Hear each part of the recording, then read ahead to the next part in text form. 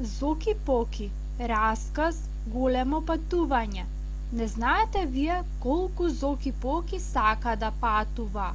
Секое утро оди тој до неподвижните автобуси и камиони на улицата.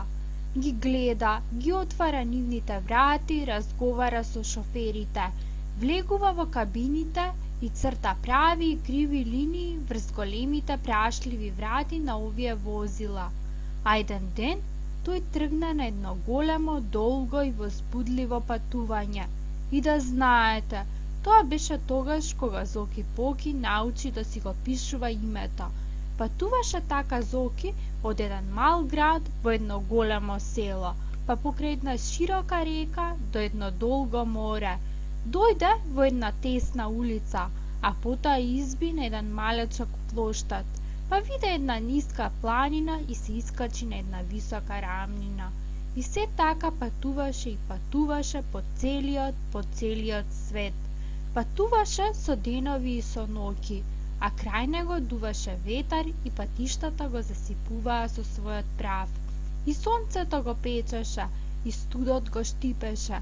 Моторот работеше неуморно, а Зоки ни да се помрдне.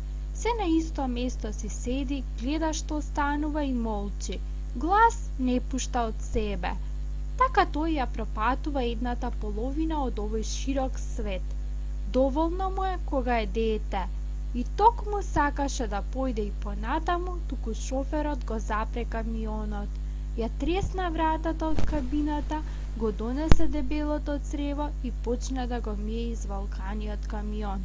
А тоа беше страшното, затоа што токму поради ова мораше да престане ова долго, најдолго и највозбудливо патување. Не чудете се многу и не жалете го безстрашниот Зоки Поки, зашто што е најчудно и тој самиот не знаеше за ова големо патување. Додека тој си седи дома, тоа наместо него патуваше неговото име, што тој го напиша врз прашливата врата на големиот камион.